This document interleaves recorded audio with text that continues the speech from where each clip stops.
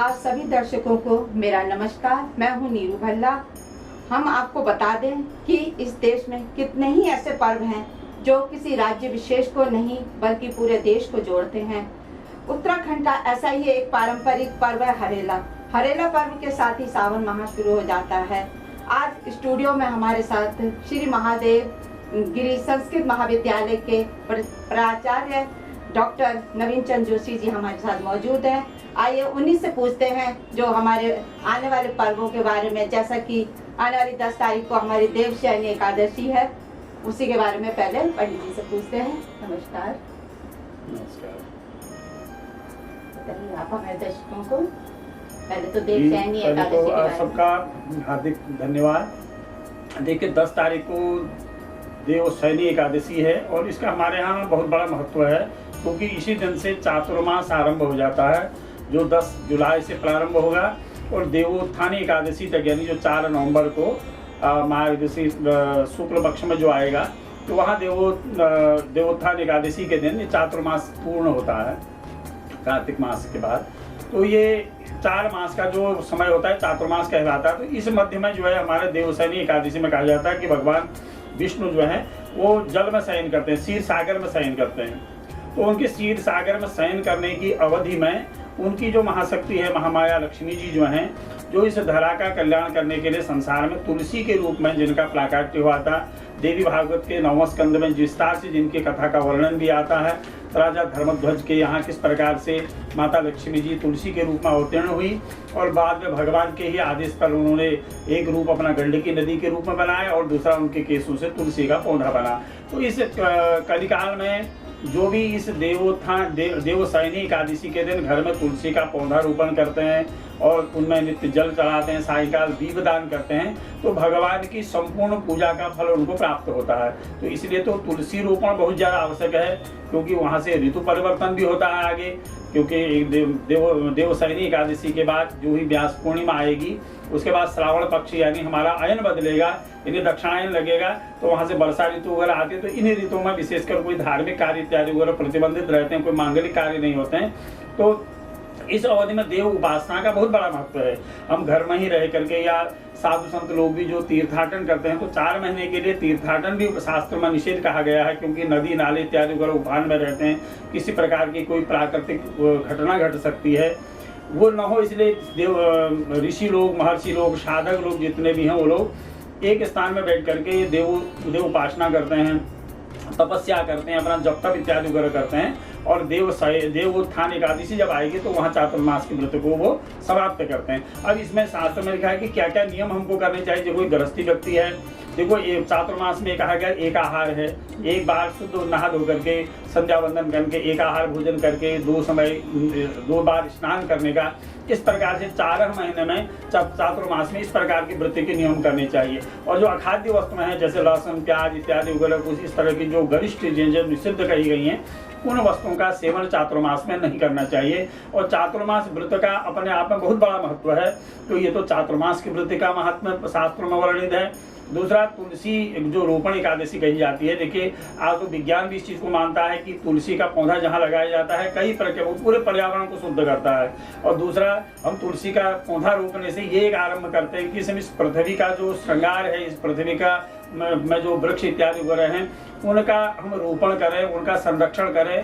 तो ये भी एक इस प्रकार का हमको एक संदेश देता है। इसलिए देवशयनी एकादशी जो है वो भगवान के शयन करने की एक तिथि है, और शयन करने के साथ किस प्रकार वृक्ष रूप में हम परमात्मा का दर्शन करें, भगवती का दर्शन करें, ये एक देवशयनी एकादशी हमको बतलाती है कि घर घर में तुलसी का पौधा लगे और उस तुलसी के पौधे के महत्व को लोग जानें, उसमें जल अर्पण करें। जल अर्पण करने का भी उसमें महत्व है, दिया जलाने का महत्व है, प्रणाम करने का महत्व है।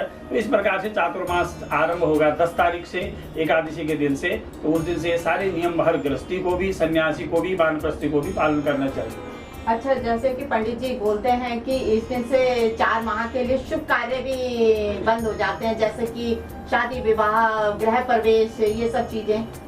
हाँ, ये भी है, क्योंकि ज्योतिष के अनुसार भी ये भी है कि जैसे सूर्य जो है जब सिंह राशि में आ जाए, वर्षा ऋतु आ जाए, तो आषाढ़ के मास बाद तो हमारे यहाँ धार्मिक कर्म, वैसे भी मांगलिक कर्म जो है विवाह इत्यादि वगैरह ये चातुर्मास में निषेध रहते हैं। जब देवोत्थान एकादशी आ जाएगी, जब भगवान जग जाएंगे, तो मार्गशीर्ष के महीने में जब मंगशीर का महीना लग जाएगा, तो मार्गशीर्ष के महीने से, क्योंकि कार्तिक शुक्ल एकादशी के दिन देवोत्थान एकादशी होगी, उसके बाद उसके 2-4 दिन के बाद, इस बार 4 तारीख को बढ़ रही है, लगभग 14-15 तारीख को लगभग मंगशीर की जो संक्रांति होगी मार्गशीर्ष की महीने, तो मार्गशीर्ष के महीने से ही मांगलिक कार्य आरंभ होंगे। क्योंकि बीच में ग्रह प्रवेश आदि का तो कारण इसलिए है कि बीच में नवरात्रि आती हैं, आश्विन मास में, कार्तिक में धनतेरस, महालक्ष्मी पूजन वगैरह आता है, तो ग्रह प्रवेश के कुछ लग्न वहाँ दिए हुए रहते हैं। जैसे विवाह में भी कहते हैं कि विजयादशमी का जो पर्व है वो अपने आप में अबूझ लग्न है, कुछ लोग उसमें कर लेते हैं। लेकिन चातुर्मास में सारे मांगलिक कार्यों का निषेध ज्योतिष शास्त्र के अनुसार में कहा गया है। जब सिंह में सूर्य हो, कन्या राशि में सूर्य हो, तुला में सूर्य हो, तो ये मांगलिक कार्य, विवाह और व्रतबंध इत्यादि और ये कार्य नहीं करने चाहिए। जी पंडित जी, ये तो हुआ हमारा देवशयनी एकादशी के बारे में। अब हमारे दर्शकों को ये बताइए कि आने वाली 13 तारीख को जो गुरु पूर्णिमा है, इसका क्या महत्व है? देखो, गुरु पूर्णिमा कहने से ही, उस शब्द के से ही इतनी विशालता और उसकी महत्ता अपने आप ही प्रकट हो जाती है। संसार में देखें कि गुरु के बिना संसार में कुछ भी नहीं है। हमको संसार का ज्ञान, उस ब्रह्म का ज्ञान संसार में तभी हो सकता है जब हमको गुरु प्राप्त हो। और ये गुरु पूर्णिमा का आरंभ हुआ द्वापर युग में।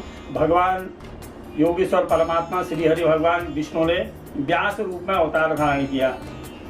27 व्यासों में हमारे यहाँ द्वापर में जो जिन्होंने वेद पुराण आदि वगैरह लिखे, जिन्होंने वेदों का विभाग किया, वेदों को सरल करके पुराण उपनिषद वगैरह उनमें बनाए, तो कृष्ण द्वैपायन भगवान वेद व्यास जी कहे जाते हैं, जिनका जन्म जो है शास्त्रों के अनुसार आषाढ़ शुक्ल पौर्णमासी के दिन हुआ, जिसको व्यास पूर्णिमा भी कहा जाता है। और प्राचीन काल में सनातन परंपरा के अनुसार वेदाध्ययन इसी दिन से आरंभ किया जाता था। गुरुकुल में जाकर के लोग गुरु जी का पूजन करने के बाद विद्यालयों में, गुरुकुलों में प्रवेश लेते थे, तो उस गुरु पूर्णिमा का नाम भी उसको दिया गया है। क्योंकि व्यास सबसे बड़े गुरु हैं, क्योंकि हमारे पुराण वेद शास्त्र का जिन्होंने हमको ज्ञान दिया, व्यास जी तो जगत गुरु हैं। तो उनकी पुण्यतिथि को गुरु पूर्णिमा के रूप में मनाया जाता है कि गुरु की महत्ता तो अपने आप में, उनका जो महात्मा है अद्भुत अलौकिक है। ब्रह्मादि देवता भी उनके बखान नहीं कर सकते गुरु के महत्ता का। गुरु ब्रह्मा गुरु विष्णु गुरुदेवो महेश्वर गुरु साक्षात परम ब्रह्म तस्मै श्री गुरुवे नमः। क्योंकि गुरु की महत्ता ब्रह्मा जी के ब्रह्मत्व से बड़ी है, भगवान विष्णु से बड़ा गुरु का पद है, महेश्वर से बड़ा गुरु का पद है, क्योंकि इन सबको गुरु की परंपरा मिली। देखिए, भगवान के कहते हैं कि नाभि कमल से ब्रह्मा जी उत्पन्न हुए, यानी ब्रह्मा जी ने भगवान नारायण को अपना गुरु माना। योगेश्वर परब्रह्म परमात्मा जो मूल ब्रह्म है वो गुरु हैं। भगवान शिव शिवो आत्मा शिवो जीवो शिवात अन्यत्र के जन, भगवान शिव समस्त जगत के गुरु हैं। तो इसी प्रकार नारद जी के गुरु ब्रह्मा जी और व्यास जी के गुरु, नारद जी गुरु परंपरा से हमारे यहाँ सब चली। हमारे वेद शास्त्रों का जो ज्ञान हमारे पास आया ऊपर से, ये गुरु परंपरा आया। जो भी हमको ज्ञान मिला इस संसार में, वो देवता क्या है, उनकी देवत्व शक्ति क्या है, शक्ति क्या है, ये तमाम सारी चीजें हमको गुरुओं की परंपरा के द्वारा प्राप्त हुआ। वेदों का जो ज्ञान था वो गुरुओं के द्वारा हमको प्राप्त हुआ। तो गुरु की महत्ता तो अपने आप में अद्भुत अलौकिक है। गुरु साक्षात ब्रह्मा के समान है, वही विष्णु है, वही भगवान भोलेनाथ, भोले आशुतोष भगवान शिव का स्वरूप है, महेश्वर का स्वरूप है। और उसके साथ साथ ही हम ये देखते हैं कि संसार में इस जगत तो अंधकारमय है, इस अंधकार से हमको प्रकाश कौन दिलाएगा? जो गुरु होगा। तो गुरु का मतलब ही है जो अंधकार से प्रकाश की तरफ को ले जाए, उसका नाम गुरु है। तो गुरु, जिसको हम आजकल आचार्य कहते हैं, शिक्षक कहते हैं, टीचर कहते हैं, तो वो भी गुरु है। शिक्षा गुरु है और दीक्षा गुरु है, जो इस संसार से परमात्मा तत्व की हमको ले जाता है, जो दीक्षित करके हमको ये दिखाया जाता है कि उस माया और ब्रह्म का भेद क्या है। ये तमाम चीजें तो जब गुरु से अपनी दीक्षा लेते हैं अपने, तो उनसे हमको शिक्षा मिलती है। लेकिन संसार में जो अक्षरबोध कराने वाले हैं, संसार में क्या करनी चीज है, क्या नहीं करने योग्य है, ये तमाम संसार का अक्षरबोध कराने वाले भी जो गुरु हैं, उनके प्रति भी हमारी एक कृतज्ञता ज्ञापित करने का एक पर्व है, उनको पूजने का पर्व है। एक दूसरी एक चीज मैं आपके को ये बताना चाहता हूँ कि सबसे बड़ा गुरु कौन है। हम आज के दिन में विचार करें, माँ सबसे बड़ी गुरु है। जिस माँ ने हमको सब कुछ सिखाया संसार में, जो संसार में हमको लाई, जिसने हमको शब्द उच्चारण करना सिखाया, तो माँ गुरु है, प्रथम गुरु, माता गुरु है, पिता गुरु है। उसके बाद जो गुरु है संसार में, जो हमको सब कुछ दे रहा है वो तो गुरु तो है ही, लेकिन हमको सबसे बड़ी बात आज के समाज के लिए ये सबसे बड़ी चीज है कि अपने माता पिता को गुरु का समान मान करके, क्योंकि गुरु से बड़ा संसार में कोई नहीं है। तो हम एक शब्द ये भी कह सकते हैं कि मातृदेवो पितृदेवो भव, जो हमारे वेदों में पुराणों में कहा गया है, उनका स्थान कभी कम नहीं हो सकता। इस संसार में हमको, ये संसार है, इस भवाटवी से हम कैसे पार हों, और इस संसार का ज्ञान हमको जो कराने वाली है वो सबसे पहले माँ और पिता हैं। उनके प्रति भी हमको सदैव, एक दिन नहीं पूरा जीवन पर्यंत हमको कृतज्ञता ज्ञापित करनी चाहिए। उनके प्रति भी हमको सादर, उनके चरणों में समर्पित रहना चाहिए। ये एक पर्व, ये भी हमको एक संदेश देता है।